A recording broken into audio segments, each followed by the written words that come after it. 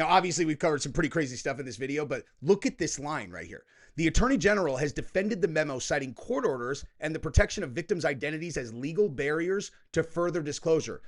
What are you talking about? You said there is no evidence of blackmail and there is no client list. That is very different than, oh, well, we can't tell you anything else because we have to protect the victims' identities. Okay, those are two completely opposite things. If you're protecting victims, that means there is a list and there's a bunch of perpetrators, okay? Versus you saying there is no perpetrator list and there's no evidence of blackmail, okay? So back-to-back days, you've said directly conflicting things, okay? Like, I get it, you're probably being told from on high to cover this up, and it's probably a challenging situation, but this is a level of incompetence when it's related to a cover-up. Like, I want to know at least that my elected officials or people who are in high seats of power know how to do a proper cover-up. I mean, this is embarrassing. All right, Jesse on Fire, welcome back. Sorry for the hiatus. I did live streams the last couple days, but there is a lot going on that I need to cover, and today we're going to start right off the bat with a bombshell development in the Epstein case, because now we have Alan Dershowitz, who was actually accused of being a perpetrator by Virginia Giuffre. He was also served as Jeffrey Epstein's attorney. He knows who's on the list, and he's coming out with it. He's like, look, I know who's on the list. I know exactly why this is being suppressed. I know who's being protected, yada, yada, yada, which puts Pam Bondi and these people in a very tough position. Okay, a very tough position. So we're going to look at what he said, and we're also going to take a look at this new development also. I'm about a day late on this, but that Dan Bongino is saying that he is not going to return as deputy director unless Pam Bondi's out. Okay, now I'm going to tell you, I mean, first of all, I respect Dan Bongino 10 out of 10. Like, he's one of those guys that I have blind faith in. I do not believe this guy can be compromised. I mean, anybody, I guess, could probably be compromised given certain circumstances, but I think his threshold is high enough that I feel rock solid about him all the time. And the fact that he is standing up for this means that, at least in the internal group, Pam Bondi is the one who's eating this. Now, I want to talk about whether or not I think that's reasonable, that it is actually her, because either she is incompetent on a level that is like really wild, which is not impossible at all, given the fact that she's the one who did that event where she had all the influencers come out, and then she handed him a fancy binder that had the flight logs in it that everybody's known about for years. You're like, dude, hey, if you're gonna try to do a stunt like this, you should probably spend or have one of your aides spend a couple days in the forums so you at least know what the internet knows. Because if you make a big scene and then just hand them shit they've known for 2 years, like, you're going to look like an idiot. So, you can excuse her if that was like her first thing, but then she followed it up with actual disclosure. But they did this whole song and dance about how, I mean, like, if you really think about the sequence of events of how this happened, oh, we found the real files now. At first they handed us these tiny little files. We found the real hidden Epstein files now. So we're going through all of them. We're going to get to the bottom. Oh, there's 10,000 hours of videos, and we're having to all watch this disgusting CP, but we're going to release the names and like, it just, I can't imagine that someone is so incompetent and so stupid as to do all of that. And then just all of a sudden, for no other reason, just be like, yeah, we're not releasing the list. That's why I think it's coming from above her. And candidly, the fact that Trump jumped in when she was asked about it, and did the filibuster, in my opinion, if I had to kind of read that situation, how I would read it is like, the big guy is wired very much like me and people like me in one specific way. It's like, if I dictate, hey, you need to do this, I know this is going to be rough on you, but I need you to do this, and then that person is put on the spot right in front of us, like, I would feel responsible for protecting them. And the fact she's a girl too, like, I get it, she's an attorney general, she's a woman, but still, dude, like, it's hardwired into you. Like, I would feel like, because if I gave her that directive and then she was eating shit, I would feel responsible for, trying to protect her. So I think him jumping in indicates it's coming from him, but I don't think that he's dirty on the list at all. Like, I really don't. I don't think they have dirt on Trump. I don't think that's where this is coming from. I think that there is something much more complicated going on. Like, again, whoever has the videos has all that leverage on those people, And as soon as you release the names, the value of that leverage is gone. The power that you have now goes away. And it could literally be as simple as that. It's like, well, we need to make this go away. Well, you want to know what I'll tell you right now, right? We're also going to, we're going to look at the Ghislaine Maxwell developments and stuff. Sorry, I started just going off on but I really want to talk about Kash Patel here. He breaks his silence over, quote, conspiracy theories amid bitter Epstein row. Like, that is, like, what is he doing? I don't understand what he is trying to do right now. It's like he's gaslighting us in a way that's like you need to give us something that we can believe in. And again, like, so I'm saying, if you want to make this go away, like you actually want to make this go away, I'll tell you exactly how you do that. Okay. Because you have to ask yourself, right? Why did we find out about Prince Andrew specifically when the Epstein thing happened? Okay. Obvious reason to me is he appears to be a big elite, but he has no actual power. Like, he has no ability to influence global affairs. He's a rich guy who happens to be a royal. He's not going to be the king. They run on parliament and prime minister. He's just a fucking figurehead. He has no power at all. But to the plebes, right? To the plebes who are looking for something to bite into, a conspiracy theory that they can kind of like start sucking on a little bit. Weird metaphor, but you know what I mean? Bite into. He appears like it's a big disclosure that they can kind of chew on and start investigating more and so on and so forth. And it feeds the piranhas. And you haven't actually given up any like real power that you've amassed. That's what you need to do. You need to pick some sacrificial lambs, and I would imagine that everyone that you have now has some value. Well, you gotta give some of it up, dude.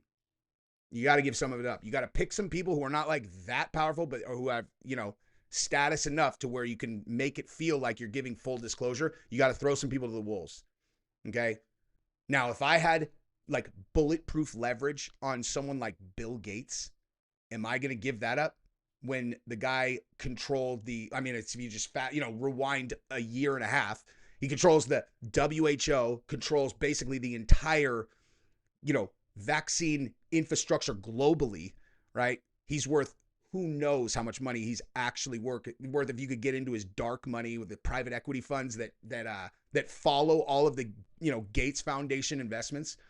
It's brilliant. Private equity, you have no idea whose money that is, right? The Gates Foundation has tens of billions of dollars that they're distributing all the time into these companies. And if you know where those money, where the money's going, and you also have inside information into how far along their technological R&D is, it's like a cheat sheet. You already know what money to put. And so Bill Gates, in the position that he's in with the Bill and Melinda Gates Foundation, he has this gigantic private equity fund that's following all of his investments in. It's just printing money. And no one would ever, that's not counted on a person's net worth. When you go, oh, richest people in the world, what's their net worth? Literally, you want to know what they're saying about Bill Gates is based on his stock holdings in Microsoft. Okay, that's what they're basing that off of. It's unfathomable how much money he actually has, But, so again, you want to give that up? A guy like that, you could pull that string anytime you want? Fuck no. But some low-level person who doesn't actually wield, like Prince Andrew, give us some more Prince Andrews, dude. Get everybody off your back. That's a common sense solution as far as I can tell. Anyway, now, before I get into the details of the story, why don't you go ahead and subscribe to the channel and like the video. I know, everybody goes subscribe and like, but this time, how about everybody just like the video? Very helpful to me, and I like to see how engaged my audience is by how many people will actually do it. Like, if somebody says that to me, like somebody that I watch consistently, they're like, dude, will you mind liking this video? I'll do it 100% of the time. So I don't know if you guys are wired like me, but if you are, do it. Man, and by the way, dude, I'm going to do a video later on today that you guys are not going to, if you're into like the Pizzagate stuff, bro, this is the face of pure evil. Okay. So take a look. I'll definitely have Pizzagate in the title. That's going to be the next video that I do. But,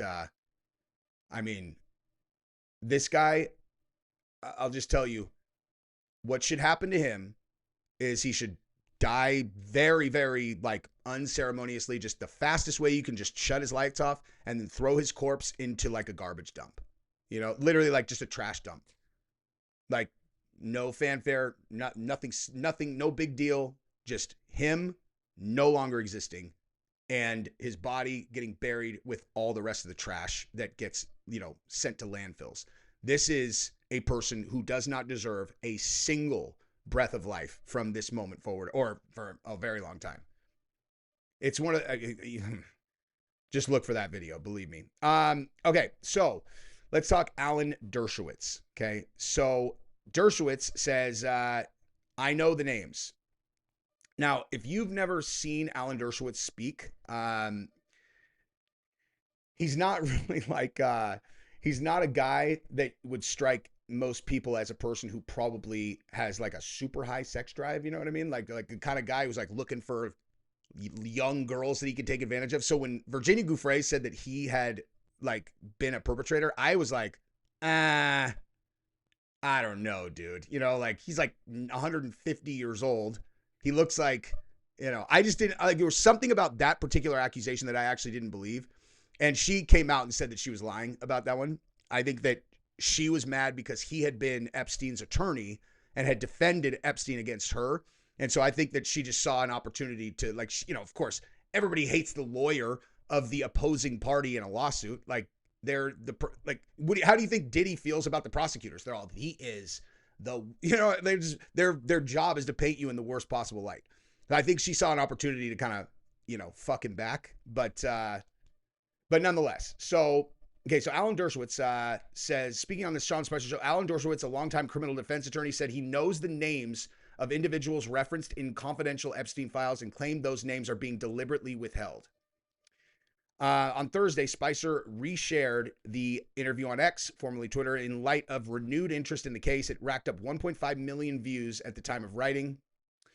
The Trump administration ordered a review of the Epstein case and said it would publish names and evidence about the associates of Epstein, a wealthy financier, died in suicide. But now they state that there's no client list, there's no proof of blackmail, and there's going to be no more charges. It's just so ridiculous. So this is what Dershowitz said. I know the names of individuals.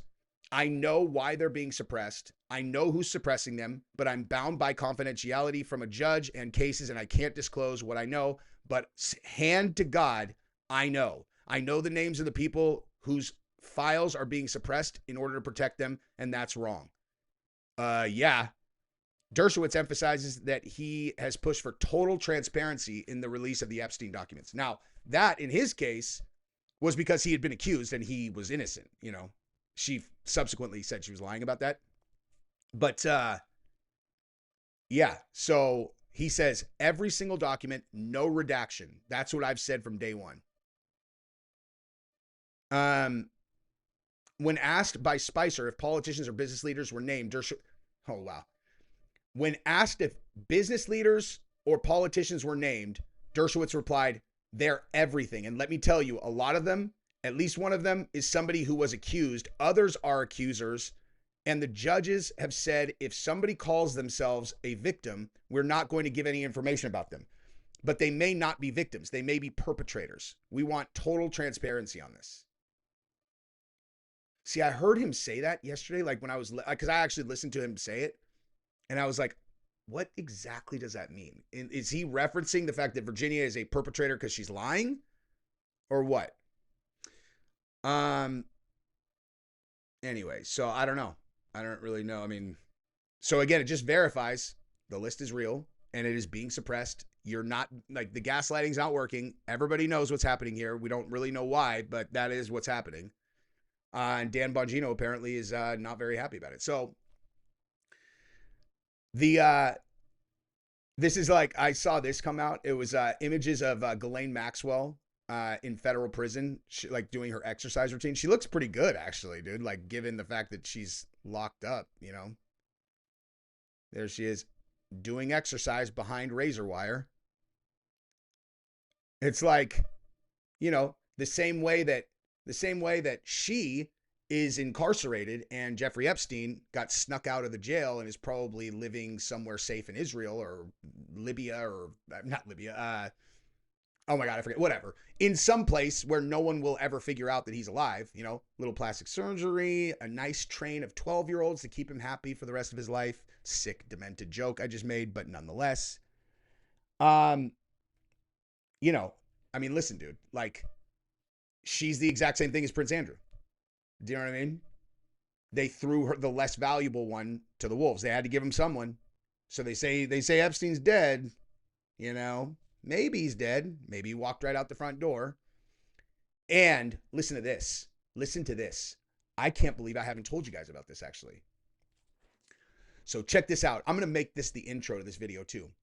So a few weeks ago, in one of my Epstein videos, I included that photograph of Epstein's ears, right? So the corpse that had been wheeled out of the Metropolitan Detention Center that was supposedly Jeffrey Epstein's corpse. And there's a picture of the ear on that corpse compared to Jeffrey Epstein's ear, like in every single picture. It is not the same person. Okay, not the same person. YouTube took that video down, took it down, did not give me a strike. Okay, took it. I've never had that happen before. Had the video taken down, did not give me a strike, gave me the option to edit out the portion that had the ears in it. And they said because it was some, I don't know, because whatever. And I was able to edit that part out that compared the two ears, and then they allowed it back on. YouTube has never done that to me before. Never. You know, you get age restricted in some cases, like, you know, you show crime scene photos or something like that, and like you kind of miscalculated what was going to make it, you know, what was going to be allowed to be monetized. Sometimes you get demonetized, sometimes you get 18 plus at the worst. I've never had them take a video down like that. Never. So make of that what you will. Now let's look at what Kash Patel said, because again, Kash Patel, just my read on him, I think he's a good dude. I think that I think he has good intentions. He doesn't have that same look to him that Bongino has to me, where like he has a lower threshold of being compromised. And I don't mean that as I'm not like calling him like I don't know, I'm not calling him corrupt or whatever. It's just like this is what I do, dude. Like, I can look at a person and feel things. I can just like feel things like that about them. And Bongino, his threshold is way higher than most people, like way higher.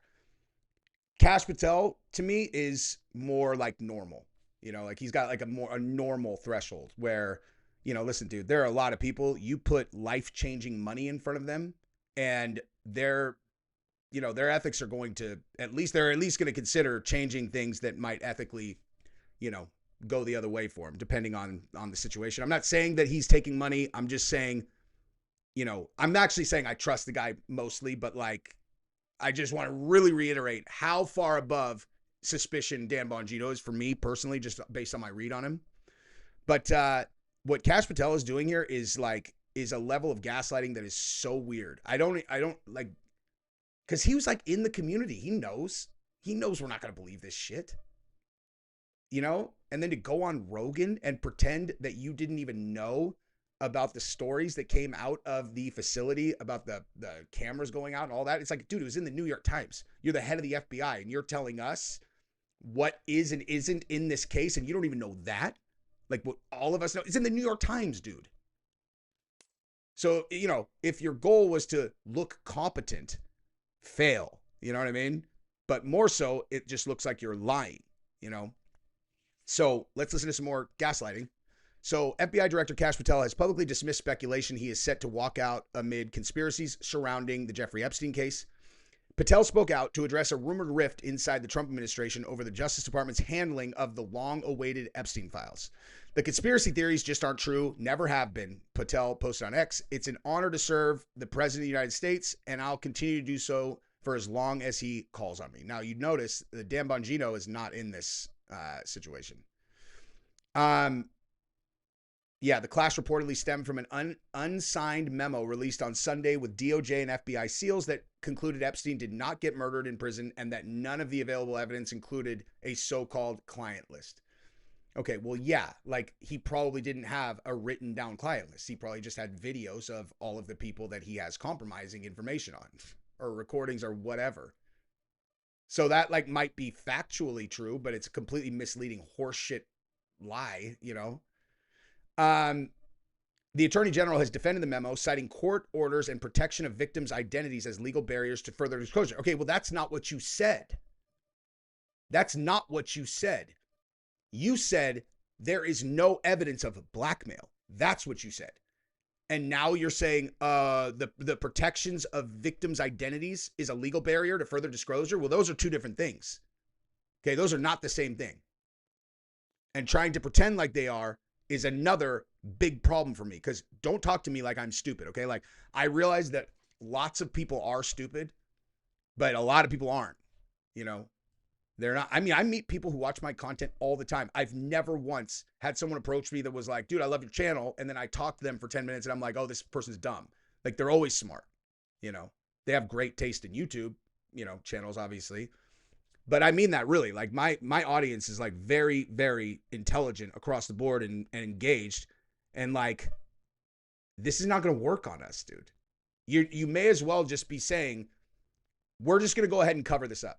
Like that, honestly, like the words you're saying are not the words that or it's not the message you're communicating. You saying one thing, but what you're communicating is, yeah, we're actually just going to cover this up because, well, we're not going to tell you why, but we are. We're going to cover this up. We're not going to tell you why.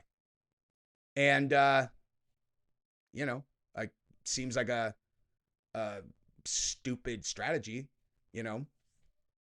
So, yeah, that sentence right there, really, that I hadn't even caught that the first time. That bothers me because this is diametrically opposed to what you put out when you said there was no list.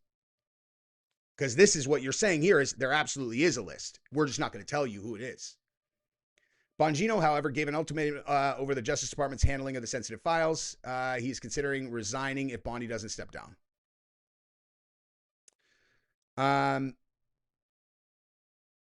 Yeah, I mean, this can't stand. This just can't stand. Like I said earlier, she's either incompetent or being put in an impossible situation that, you know, where she's being told to do something and then things are changing. And then she's trying to like kind of shuffle the board. But also, if I look at her face, you know, and I play that same game about what could really be going on here, this is a person who, to me, if I'm just going off of her face, I have no actual information. This is someone that I would, if I was a person who was, you know, in the game, this is someone I would be targeting to get blackmail information on. Like, she strikes me as someone who has secrets. Like, she does things or has done things that she, you know, would be very, very, like, she would protect the fact that she's done these things. You know, she's got some miles on her. And, you know, maybe she's a workaholic, you know, maybe my read's wrong, but that's usually not the case, you know? But again, I also still, even if they had dirt on her, I don't see how she could be doing this and have the big guy sign off on it, you know? Cause like, she serves at the behest of the president, and it's possible that how this is all going, he's going to recognize that like, you can't get away with this. Like, you have to feed him something, in which case he can throw her to the wolves, and then they can do a partial release. Like I was saying, feed us some lower level guys, you know, keep the choice cut meat for yourself, feed us something. And then that's how they move forward. But yeah, I mean, man, that we need to protect the victims is bananas. I mean, just to say that right now, after you said there is no list and that's crazy. Anyway, that's what I got. Love you guys.